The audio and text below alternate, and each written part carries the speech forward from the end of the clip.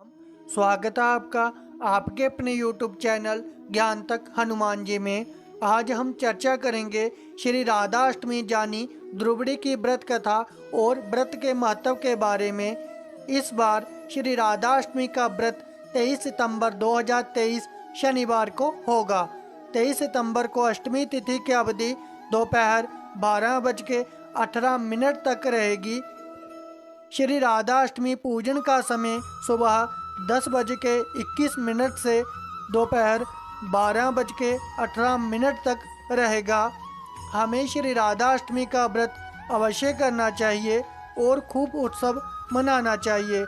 शौनक जी महाराज ने सूत जी से पूछा कि जीव के लिए गोलोक धाम की प्राप्ति अति दुर्लभ है, वो अति दुर्लभ गोलोक की प्राप्ति सुलभ कैसे होगी, कृपा करके बताएं। और इस दुष्ट संसार को पार करके जीव कैसे गोलोक धाम को जाए, उस परम धाम की प्राप्ति जीव कैसे करे। सूत जी ने कहा, हे शौनक आदि ऋषियों, आपने बहुत अच्छी बात पूछी। आपने जो प्रश्न किया है वही प्रश्न नारद जी ने अपने पिता ब्रह्मा जी से पूछा था।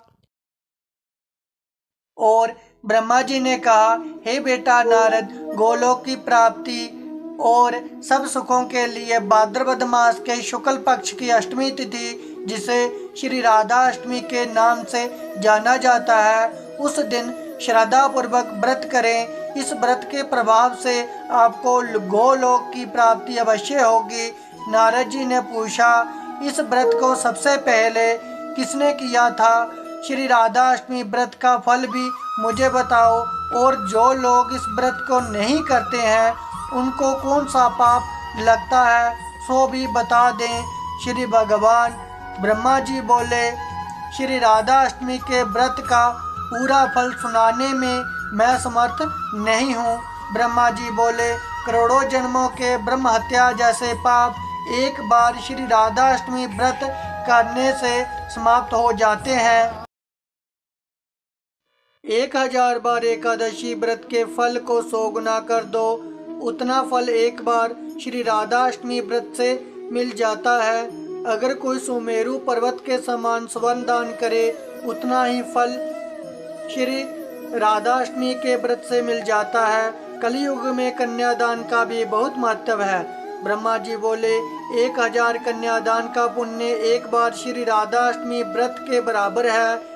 गंगा आदि नदियों में स्नान करने से जो फल मिलता है, उससे सैकड़ों गुना ज़्यादा फल श्री राधा अष्टमी व्रत से मिल जाता है। अगर कोई पापी मनुष्य भी इस व्रत को कर ले, वह भी स्वर्ग जाने का अधिकारी हो जाता है। सतयुग के समय में एक बहुत सुंदर स्त्री थी, उसका नाम लीलावती था। उसका सुंदर रूप ही उसके पतन का कारण बन गया। उस स्त्री ने बहुत से पाप किए, पर एक दिन लीलावती को अपने पापों पर पछतावा होने लगा। वह सोचने लगे कि बहुत पुण्य से जे मानव शरीर मिला, पर मानव शरीर पाकर भी मैंने सिर्फ पाप ही इकट्ठा किया। वह अपने नगर से बाहर आई और उसने देखा कुछ महात्मा लोग श्री राधा अष्टमी उत्सव मना रहे हैं। लीलावती ने देखा कि महात्मा लोग श्री राधा और कृष्ण का पूजन कर रहे हैं। सभी वैष्णव लोग एक बहुत ही सुंदर कलश रखकर उत्सव मना रहे हैं, पर लीलावती के लिए ये सब नया था। उसने देखा कि महात्मा लोग राधा कृष्ण जी का पंच अमृत धूप दीप नैवेद्य आदि से पूजन कर रहे हैं, पर लीलावती को कुछ समझ में नहीं आया कि ये सब क्या कर रहे हैं। लीलावती ने वैष्णव लोगों से पूछा कि ये आप क्या कर रहे हो? तब महात्मा लोग बोले, भाद्रपद मास के शुक्ल पक्ष की अष्टमी तिथि को हमारी राधा रानी का जन्म हुआ।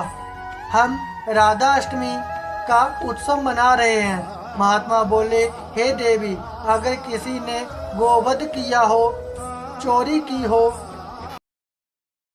या जाने अनजाने में पाप कर्म किए हो, पर स्त्री गमन का पाप किया हो, अगर किसी को विश्वासघात का पाप लगा हो। महात्मा जी बोले, हे देवी, जाने अनजाने में अगर किसी से किसी प्रकार का पाप हुआ हो, वह पाप श्री राधा अष्टमी के व्रत से नष्ट हो जाता है।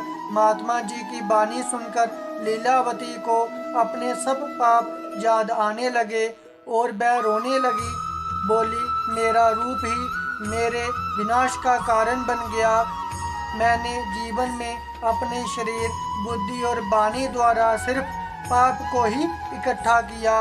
वह बोली, हे महात्माओं, आप मेरे ऊपर कृपा करो कि मेरे सब पाप नष्ट हो जाएं और मेरा कल्याण हो जाए। वह महात्मा जी बोले, हे देवी, आप दुखी मत हो। भगवान कृष्ण सब पापों को नष्ट करने वाले हैं। आप श्रद्धा पूर्वक राधाष्टमी का व्रत करो। इस व्रत के प्रभाव से आपके सारे पाप नष्ट हो जाएंगे। राधाष्टमी का व्रत करने लगी और वैष्णव लोगों के साथ पूजन में शामिल हो गई। जब लीलावती व्रत करके घर लौट रही थी, एक सर्प ने उसको काट लिया। सांप के काटने से लीलावती की मृत्यु हो गई। तब यमदूत आए और उसको बांधकर ले जाने लगे। तभी भगवान के पार्षद वहां प्रकट हो गए और लीलावती को यमदूतों से छुड़ाकर प्रेम पूर्वक गोलोक ले गए। सूजी बोले, हे ऋषियों, लीलावती जीवन में एक बार व्रत करने से गोलोक को गई और जो लोग इस व्रत को नहीं करते वह भूलोक में नरक भोगकर अंत में भी नरक को जाते हैं। सूजी बोले, इस व्रत कथा को जो सुनेगा और जो इस व्रत को करेगा वह पापी होते हुए भी गोलोक को जाएंगे। बोलो कृष्ण भगवान की जय, राधा रानी की जय। ऐसी ही ज्ञानवर्धक वीडियो देखने के लिए हमारे चैनल को सब्सक्राइब, लाइक, शेयर जरूर करें। जय श्री राम।